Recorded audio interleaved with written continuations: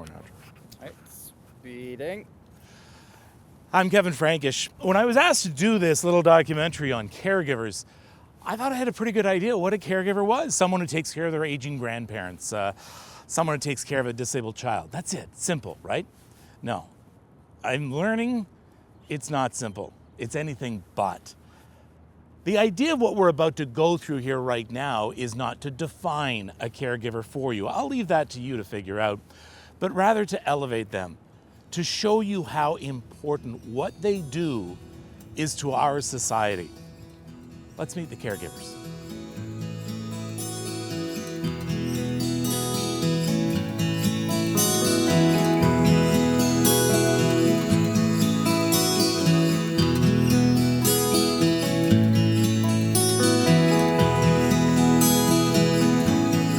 I'll be sure to get your medication. Save some time for touches and smiles.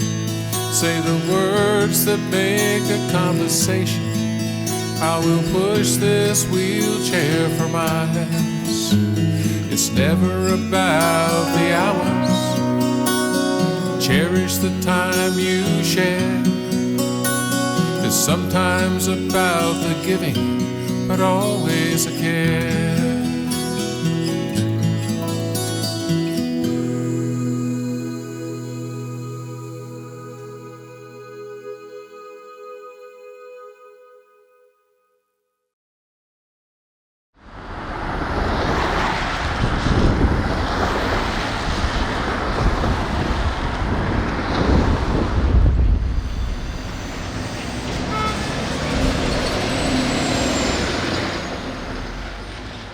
My mom's very close to me. When I do my dishes, I get to see her place, which is the building over there with the green windows, kind of a charcoal color. So that's where she lives. My name is Maria, and I'm the caregiver of my mom. She's 85. I didn't even know the word caregiver. Like, I didn't know I was gonna be her caregiver. The only thing I knew is that the dreams that I had for me and the future that I had with my mom, because we used to be very close, were gonna change. So my thought was, how am I gonna take care of her? Because she needs to be taken care of and she needs to be protected. That was my main concern. It took a long time before I realized that I really was a caregiver.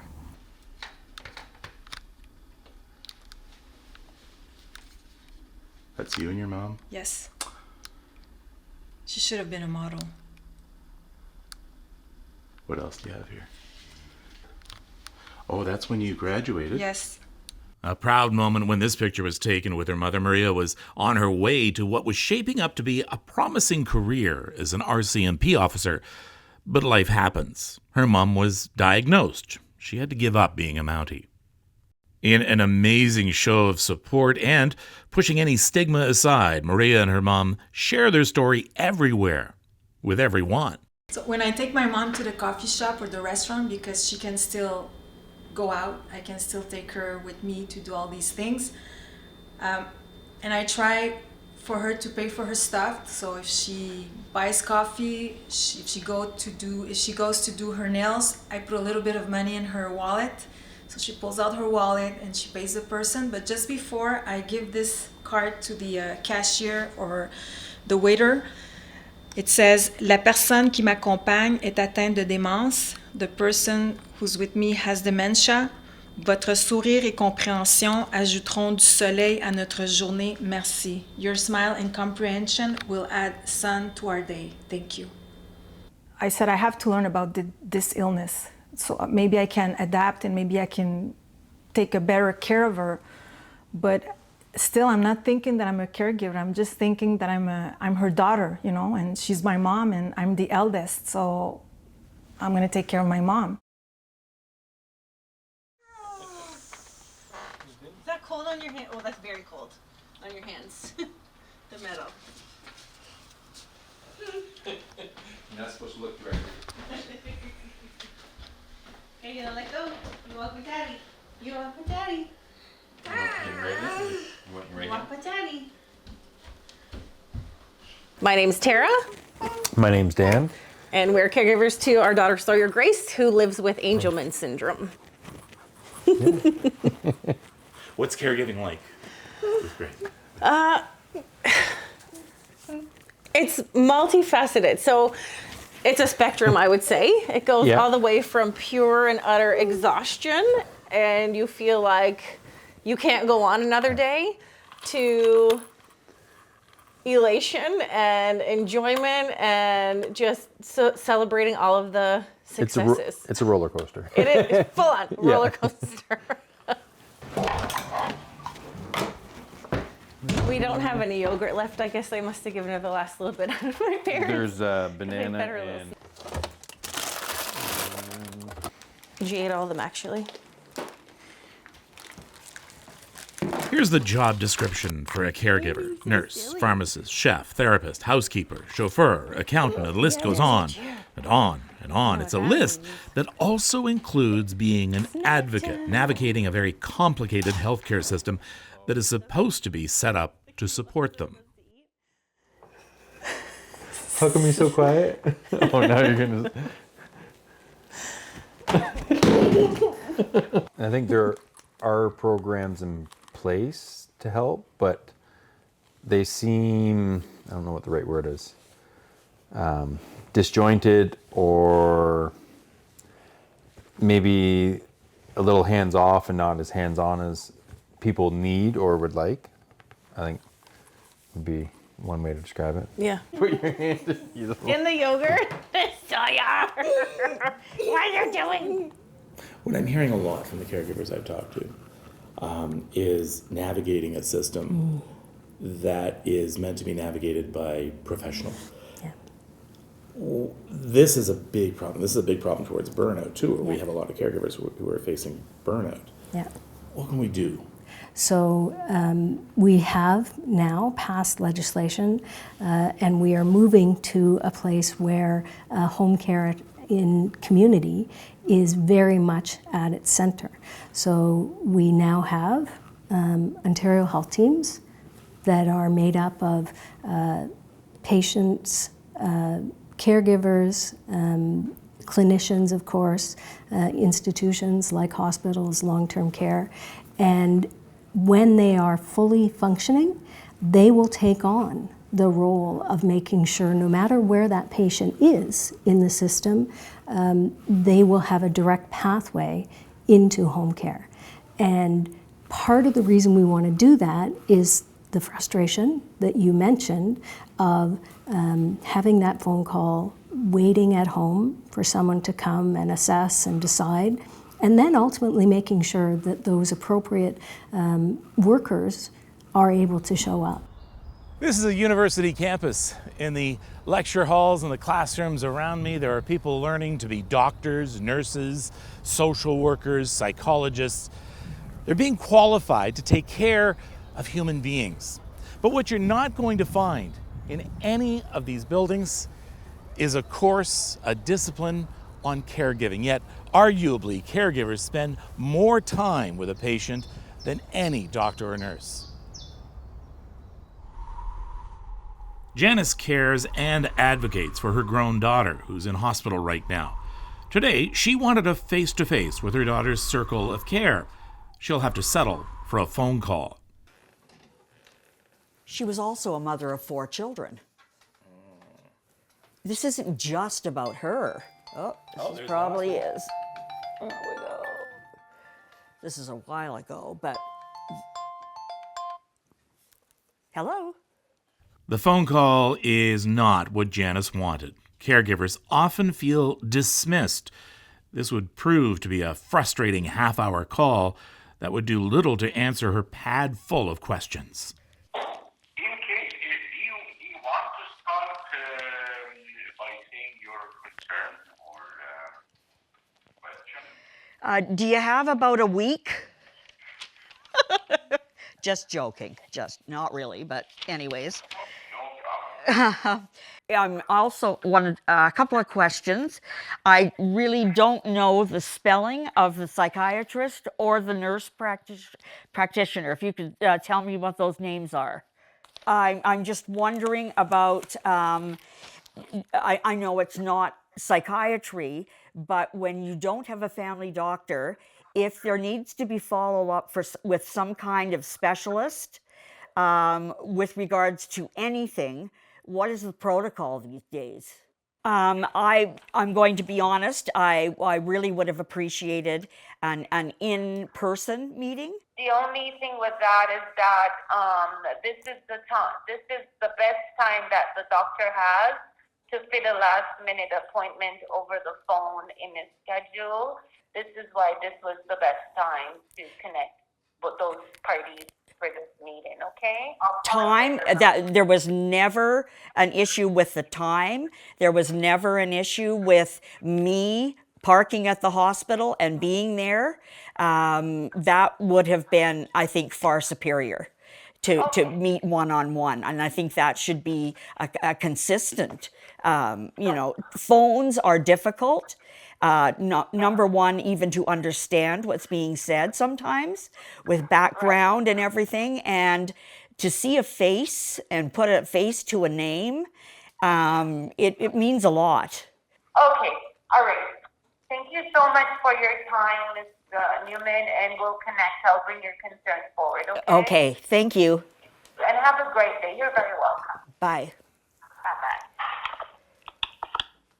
Okay. I think that went. Oh, I think it's the pits. I've never been told the doctor's name. Like, it's like pulling teeth to try and get even, a name or people to communicate. And I don't get it in such stressful situations. You're just held hostage. That's what it feels like.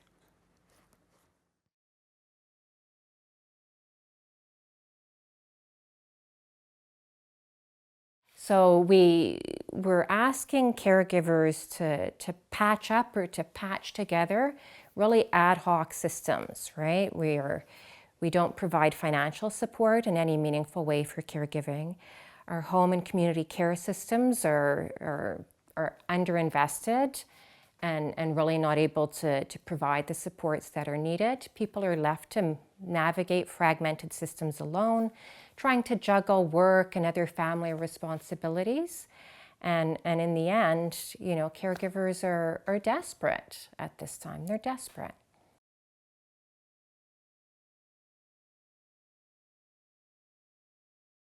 I'm Chandra. I'm a caregiver for my son, who is 15 years old and resides at a group home in Pickering. He has brain damage. Yes, from birth. What's a day-to-day life for you as a caregiver? It's always being on, always waiting for what's going to come next, whether it be a seizure, illness. It's kind of like being on all the time and not being able to shut off. And then this was just at Christmas, so this is one of my huge supports that I was telling you about. And she came over with her kids to help me in case he needed changed or in case he was behavioral. What's his reaction when he comes home? That was actually his first time coming to this house. Yeah. And it was actually, at first it was a little, I'm not sure if this is gonna work, but he settled in. Like, we got some of his favorite toys for him here to make him feel more And he's with his home. mom, right? And that's something. Mm-hmm. That's great. That's us at the zoo this summer. The zoo's a lovely place to walk because, like I said, he likes to be outside and he just likes to be pushed in his wheelchair, and you can walk forever there. Yeah. It's hard, especially in the healthcare system that we're living in right now. So we all know the shortages of doctors, stuff like that. It's not so easy now to get an appointment when you need one, when you know there's something wrong. The wait lists are pretty horrendous. Some days it feels like a constant fight to get the care that you know your loved one needs. You make decisions for him all the time, and you're being faced with a very, very significant decision right now. Tell me about that. So my son has refractory epilepsy, and what that means is despite being on anticonvulsant medication, despite trying a special diet, he still has multiple seizures a day. So recently at Sick Kids, what they do when that happens with a child is they take them to seizure conference. So after the conference, I met with his team and they decided that to decrease his seizures, not to make them go away because they made it very clear that's not going to be a possibility, that they wanted to do, that their recommendation is what's called corpus callosum surgery. So that would literally be splitting the two sides of his brain in half. And as a caregiver, that's your decision. Mm-hmm. And it makes it especially tough as a caregiver because all you want is to be able to ask the question. Like, you know, I would love if he could talk to me and I could say, how much do these seizures bother you? You know, like, how are you affected by them? You know, not to have any insight making these decisions for someone is really tough.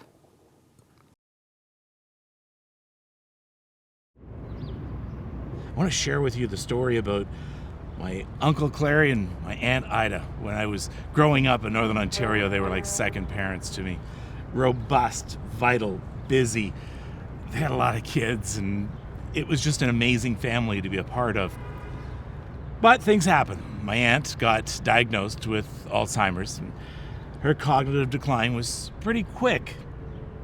My uncle, every single day, no matter what, rain or shine, snow, ice, would drive the hour into town to have dinner with her and spend time with her, and then drive the hour back home and do it all over again the next day.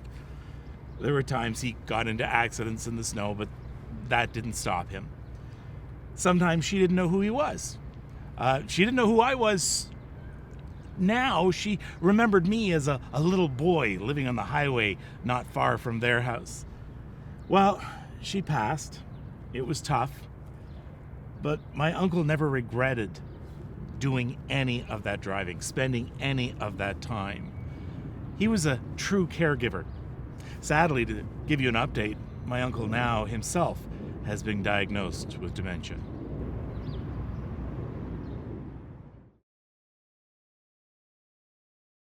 My name's Steve Cosentino, and I am a caregiver, I guess, to my daughter, and I was a caregiver to my son, who passed away a year and a half ago. In 2005, my son was I think he was around 18 years old. He was diagnosed with schizophrenia. And my daughter, she was diagnosed with schizoaffective disorder in 2007, just a year after him.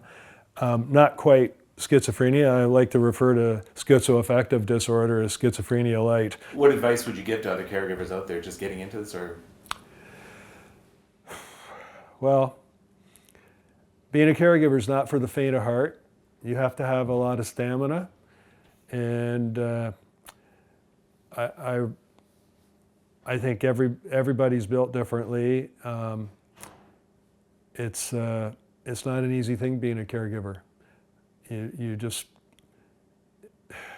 it's hard to, what advice? I mean, be prepared for bad things to happen, plan for the worst, hope for the best.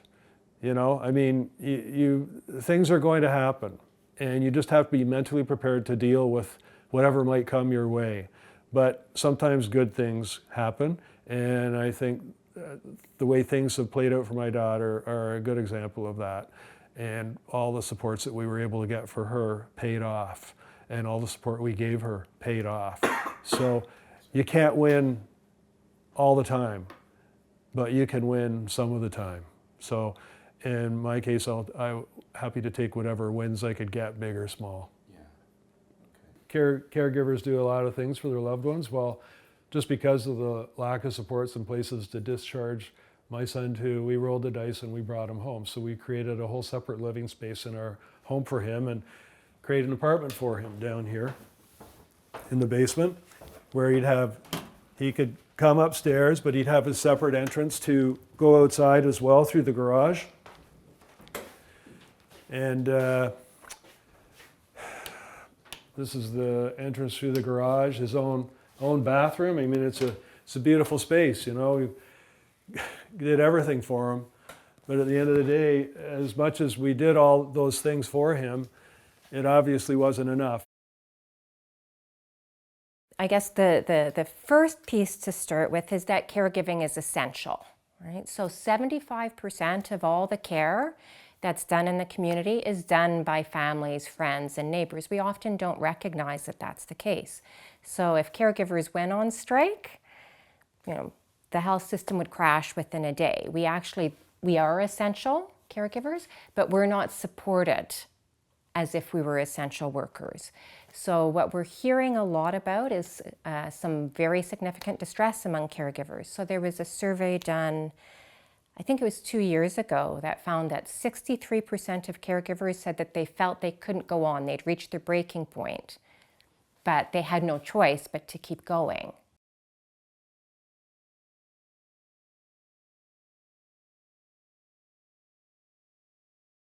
So I'm Sharon Gabison, and I'm a caregiver to my son who's 26 years old, who lives with autism and a developmental disability.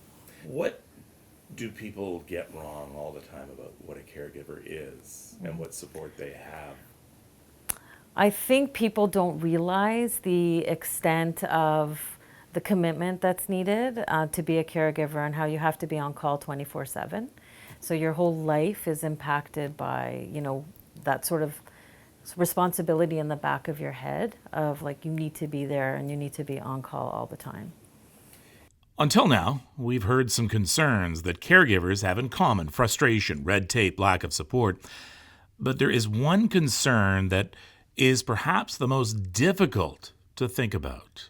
Well, my biggest concern is what's going to happen to my son after I'm no longer here. My son currently lives with me. There is a huge housing crisis in this province. Many adults with developmental disabilities, such as my son, I heard a number of 60,000 are currently waiting for housing support.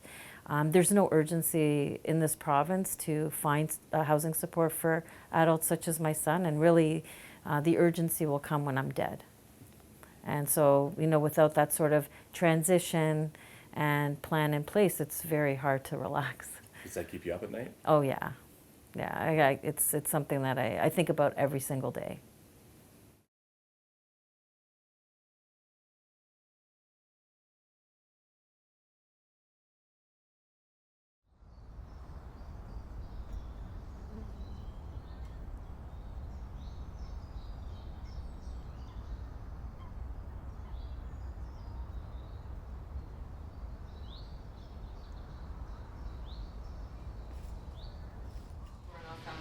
This part actually is doesn't come with the headset. Yeah. This frame. It's to help people.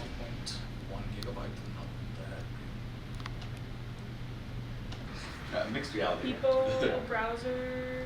So we have a group of students. They're from Ontario Tech University. They're from U of T, Scarborough campus. And they're here for the virtual reality simulation project that is led by myself and Dr. Amar Burhan. And what they're hoping to do is translate and some of the difficult scenarios that dementia caregivers encounter daily into the virtual reality space, so that they can actually practice how to approach these situations. When people are saying, it's weighing down on my nose, or if they have glasses, you may have to help them lift it a little bit, or the head lift here, you can kind of adjust this Velcro. First questions, just to test it out. Fingers crossed that whatever I did for that, it still works for this one. Hopefully. It should. Yeah.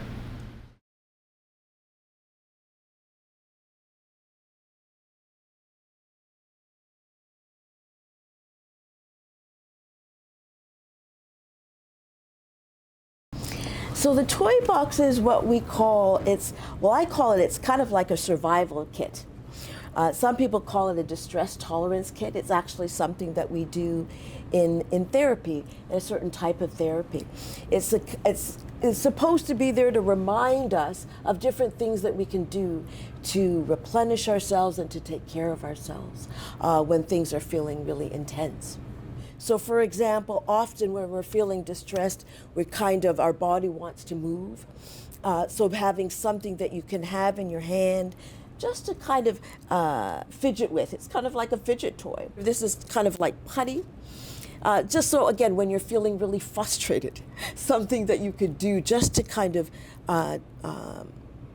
direct that energy. Like a mindfulness coloring book, where because it requires such focus and attention when you've got different things going on in your head, having some place where you can redirect your attention just to get your head off of whatever might be kind of distressing in that moment. And so it's just essentially an adult coloring book. Many of us find ourselves in the caregiving role because of out of love, out of responsibility, out of a sense of duty, which is all really important, but also finding other ways to make the tasks and the roles meaningful at a personal level. So for example, one of the things that I'm doing when I'm with my dad, because it helps me stay connected to him, is using it as an opportunity to get to know him as a human being, right? He's my father, and that's the role that fundamentally we have played, but being able to get to know him in a different kind of way. I told you at the beginning, we weren't here to define what a caregiver is, but rather to honor them, to elevate them, and I hope that's what we managed to do. I hope you have a newfound appreciation for who a caregiver is and how important they are, what they do.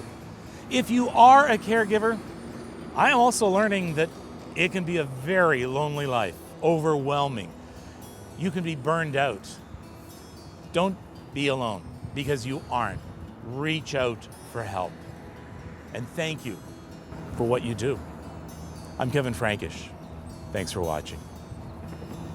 Can you pick up some things at the grocery? Can you move my table and chair? I've been calling every 5 minutes. Can you see I'm losing my hair? Oh my.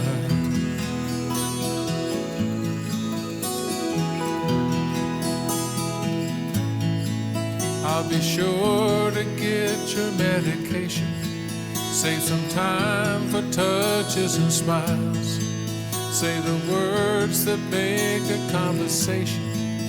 I will push this wheelchair for miles. It's never about the hours. Cherish the time you share. It's sometimes about the giving, but always a care.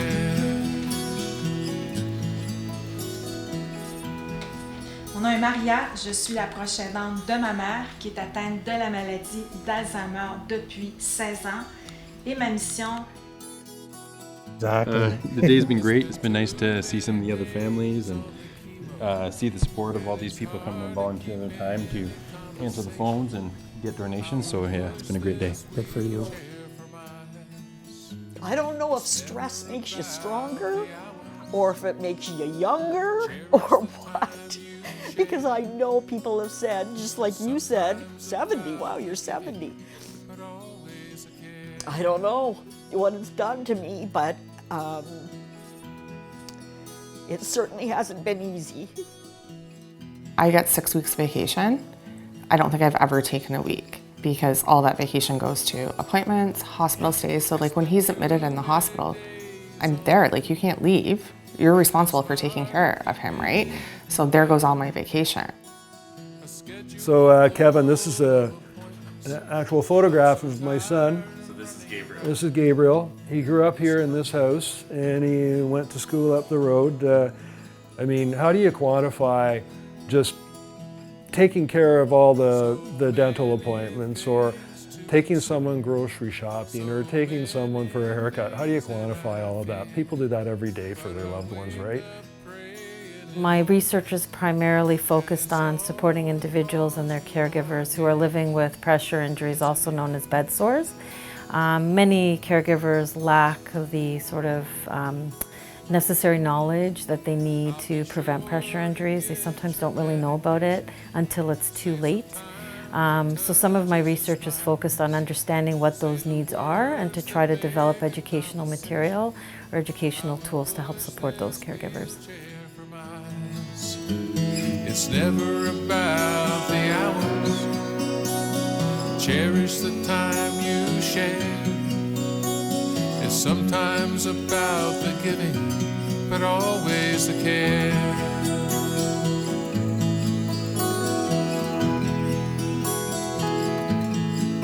I'll be sure to get your medication. Save some time for touches and smiles. Say the words that make a conversation. I will push this wheelchair for miles. It's never about the hours. Cherish the time you share.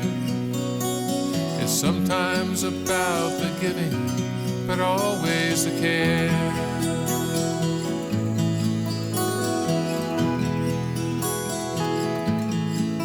I'll be sure to get your medication.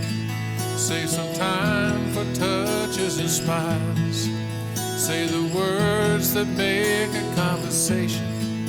I will push this wheelchair for miles. It's never about